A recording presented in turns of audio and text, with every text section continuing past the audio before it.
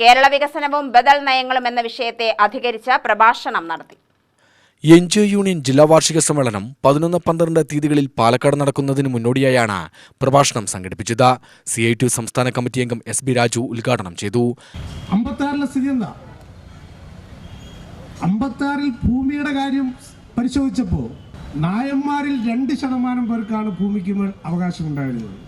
എത്ര? എല്ലാ നായന്മാർക്കും ഭൂമിയുടെ ഉടമസ്ഥാവകാശമൊന്നുമില്ല. കേരളത്തിലെ നായർ സമുദായത്തിലെ 2% പേർക്ക് മാത്രമേ സ്വന്തം പേരിൽ ഭൂമിയുള്ളൂ.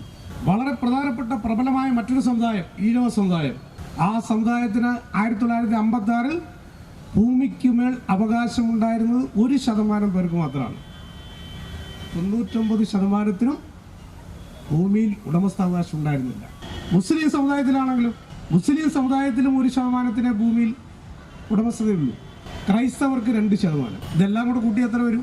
91% പേർക്കും ഈ ഭൂമിയിൽ ഒരവകാശവും ഇല്ലാത്തവരായിരുന്നു. ഇത് പരശുരാമൻ മടിമറിഞ്ഞുണ്ടാക്കി വേറെ ചിലർ കൊടുത്തിരിക്കുകയാണല്ലോ. അതിന്മേൽ അവകാശം ഉണ്ടായിരുന്നില്ല.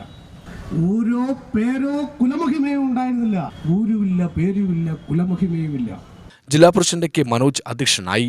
ജില്ലാ secretary K Santhosh Kumar, Mary Sylvester, S Krishnanunni എന്നിവർ പ്രസംഗിച്ചു.